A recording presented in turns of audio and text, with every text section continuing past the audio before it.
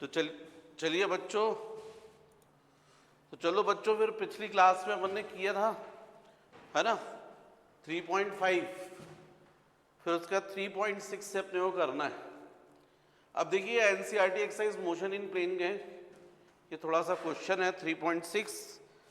आपको दिख रहा है, establish the following vectors inequalities geometrically और अदरवाइज, ज्योमेट्रिकली और अदरवाइज।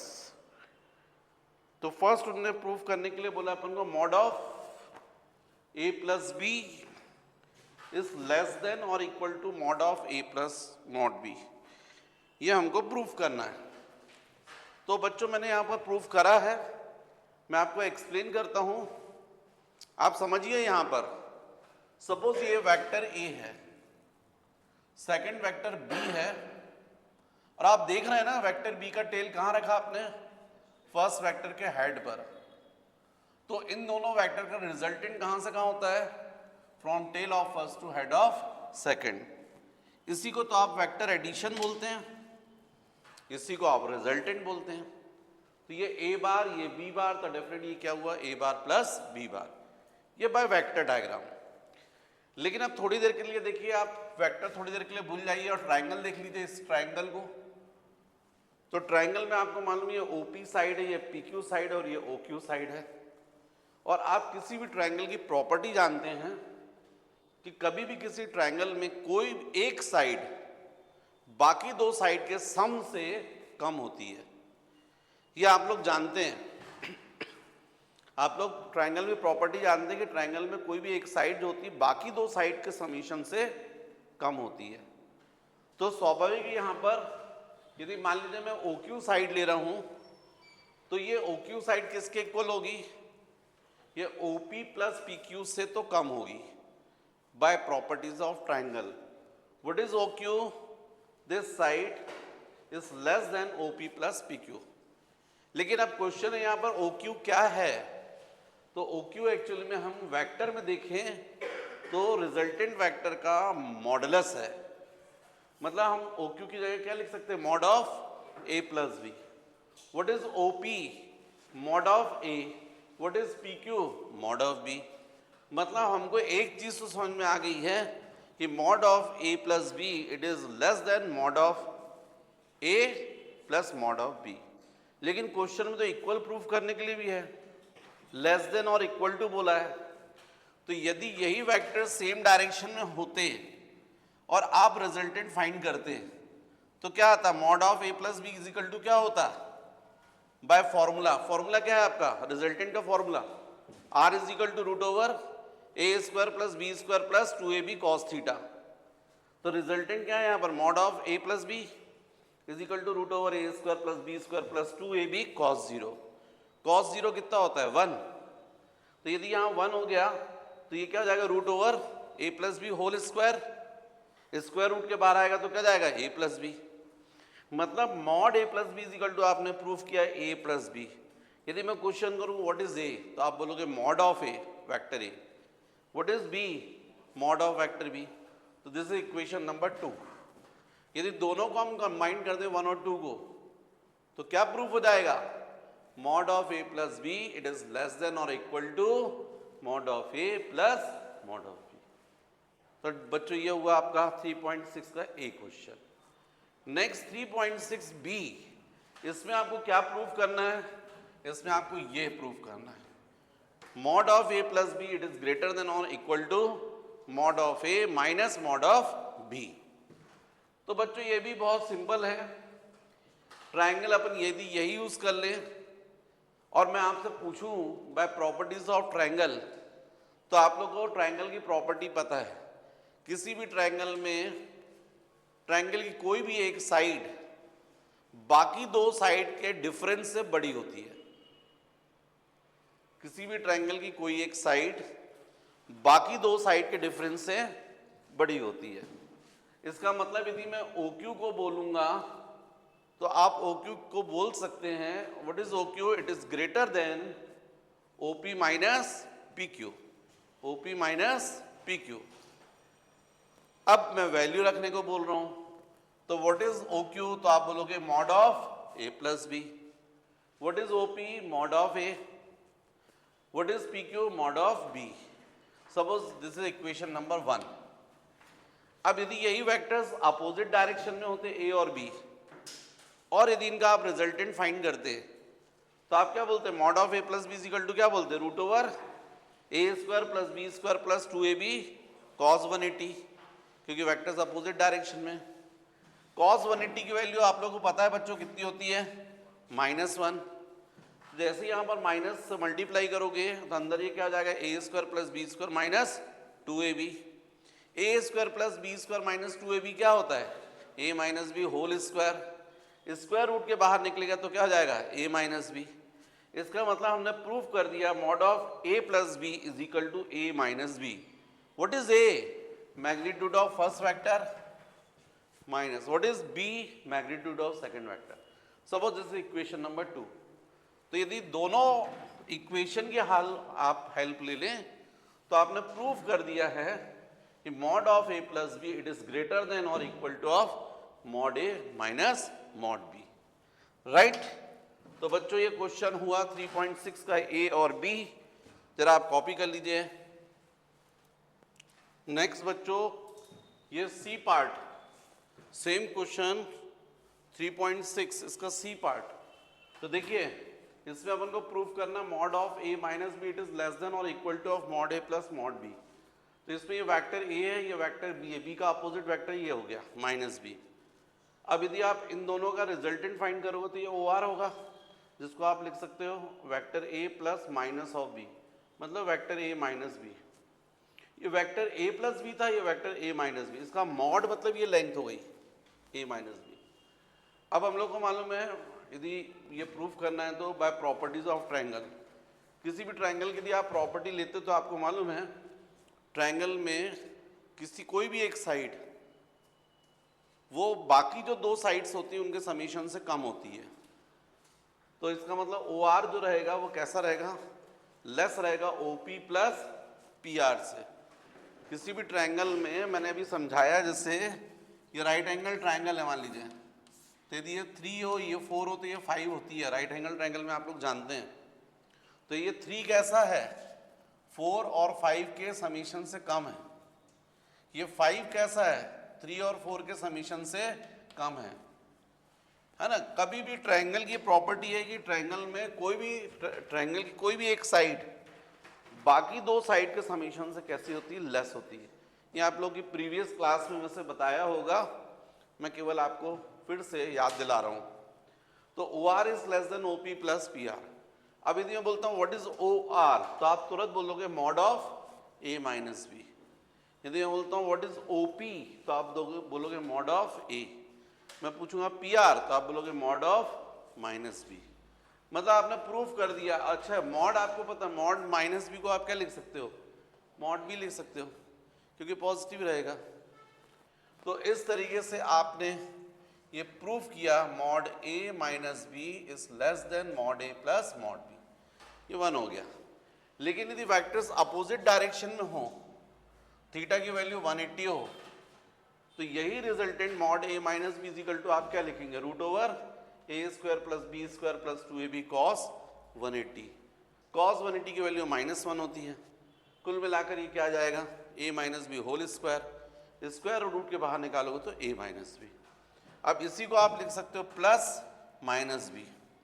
तो कुल मिलाकर mod A minus B is equal to, ये A की जगह मॉड A लिख सकते हो, प्लस की जगह प्लस, और अपन को मालूम है यहाँ पर मॉड B अपन लिख सकते हैं, क्योंकि इस B की जितनी मैग्नीट्यूड है वही माइनस B का भी मैग्नीट्यूड है। तो इसलिए हम लोग इसकी जगह लिख सकते हैं मॉड B। तो कुल मिलाकर इससे 1 और 2 से आपने प्रूव किया mod of A minus B it is less than और equal to mod A plus mod B। अब जैसे बच्चों ये वाला है आपका D पार्ट, उसमें आपको प्रूव करना है mod of A minus B is greater than और equal to mod A minus mod B। तो आप फिर से वही देख रहे हैं, आप प्रॉपर्टी यदि यूज करते हो तो OR जो रहेगा वो कैसा रहेगा? OP माइनस PR, इससे ग्रेटर रहेगा। कभी भी किसी ट्रायंगल में, किसी भी ट्रायंगल की एक साइड बाकी की दो साइड के डिफरेंस से हमेशा ज़्यादा होती है ना।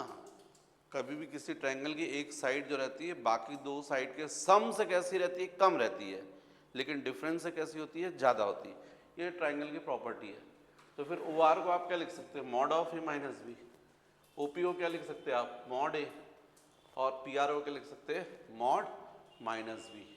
अब अपन को मान लो मैग्नीट्यूड तो पॉजिटिव ही होगा, तो फिर इस कंडीशन में ही आ जाएगा mod of A minus B is greater than mod of A minus B. लेकिन यदि दो वेक्टर सेम डायरेक्शन में हो तो फिर उस कंडीशन में इनका जो डिफरेंस होता है वो आपका इस तरीके से हो जाएगा, है ना। तो फिर यहाँ पर आ जाएगा डिफरेंस, डिफरेंस के केस में यहाँ क्या बनेगा, cos 180। तो a माइनस बी आएगा। a माइनस बी को आप क्या लिखोगे, mod a minus mod b। ये इक्वल प्रूफ हो गया। 1 और 2 से यदि कंबाइन करोगे तो क्या प्रूफ हो गया, ग्रेटर देन और equal to of mod a plus mod a minus mod b। तो बच्चों इसमें फर्स्ट क्वेश्चन, इसमें अपने को सिलेक्ट करना है करेक्ट स्टेटमेंट और रॉन्ग स्टेटमेंट। तो जैसे इनने बोला है कि ये कंडीशन गिवन है और हमसे बोल रहे हैं A B C D must each be a null vector.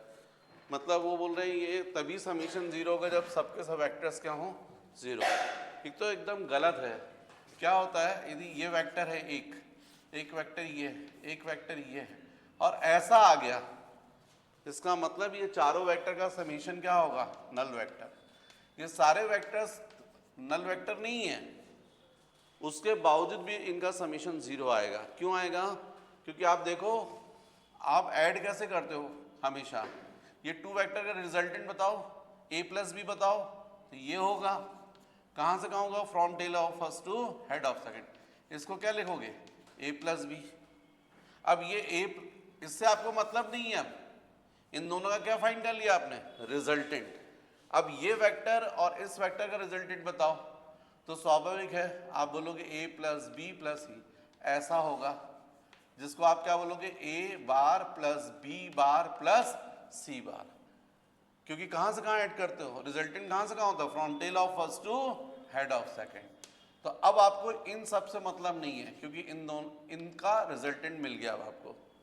अब देखो आप ये वेक्टर और डी वेक्टर को ऐड करो, तो कैसे ऐड करोगे, कहाँ से, ये फर्स्ट वेक्टर हो गया और देखो सेकंड वेक्टर का टेल कहाँ रखा है, इस फर्स्ट वेक्टर के हेड पर, और रिजल्टेंट कहाँ से कहाँ होता है, from tail of first to head of second.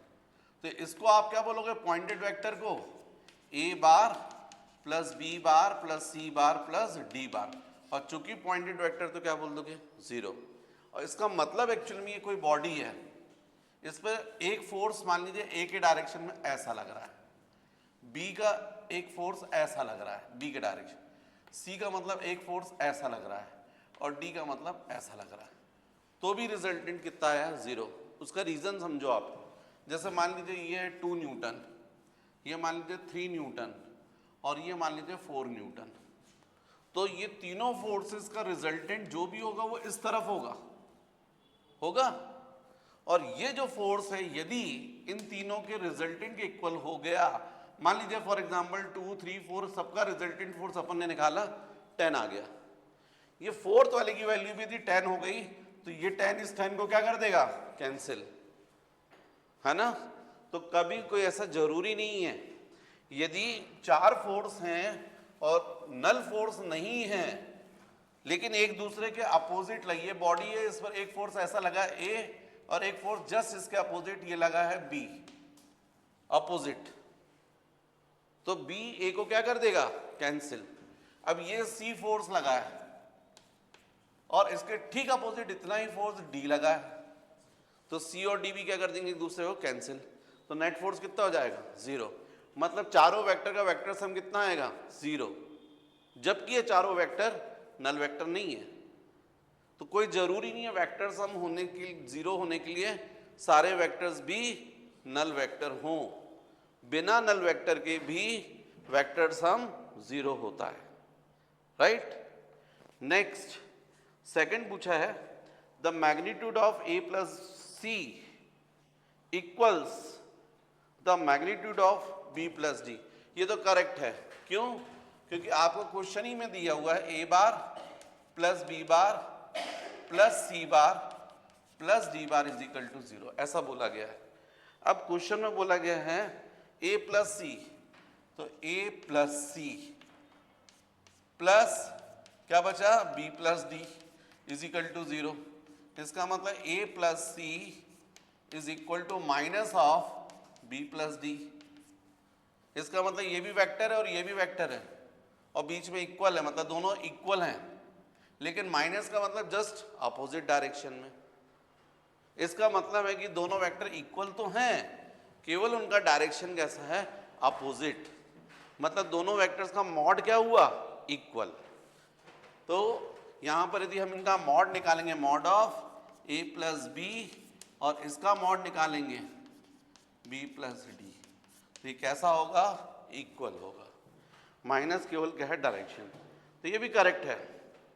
फिर C, the magnitude of can, the magnitude of A can never be greater than sum of magnitude, the magnitude of A vector can never be greater than sum of the magnitude of B, C and D। बिल्कुल सही, बिल्कुल सही, ये statement भी correct है, क्योंकि A bar plus क्या लिखा हुआ है, B bar plus C bar plus D bar is equal to 0।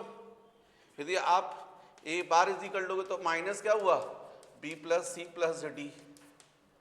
इसका मतलब ये वेक्टर A जो है ना, ये तीनों वेक्टर के वेक्टर सम के इक्वल है, लेकिन है कैसा, अपोजिट डायरेक्शन में। मैंने बताया ना, ये एक मान लीजिए B वेक्टर हो गया, एक ये C वेक्टर हो गया और ये D हो गया।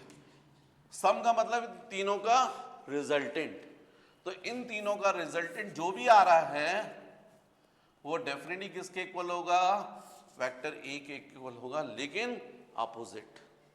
तो इसलिए डेफिनेटली मॉड A और mod minus B plus C plus D ये कैसे होंगे, इक्वल होंगे। फिर फोर्थ क्या बोला उन्होंने, B plus C must lie in the plane of A and D if A and D are not collinear and in the line of A and D if they are collinear। बिल्कुल ठीक है भाई, vector sum 0 हो रहा है ना, कभी भी वेक्टर सम 0 ऐड कब करते हो, ट्रायंगल मेथड यूज करते हो ना, तो ट्रायंगल किस में बनेगा, प्लेन में बनेगा ना। तो इसका मतलब है कि B प्लस C किस में होना चाहिए, जैसा अपन को दिया हुआ है भाई, A plus B plus C plus D बोला है इनने इज इक्वल टू 0। अब B plus C is equal to minus of क्या हो गया, A प्लस D। मतलब ये दोनों वेक्टर क्या हैं, इक्वल है। ये कब इक्वल होंगे, मतलब अपोजिट हैं, अपोजिट वेक्टर, माइनस का मतलब अपोजिट वेक्टर। ये तभी होंगे जब ये किस में होंगे, सेम प्लेन में।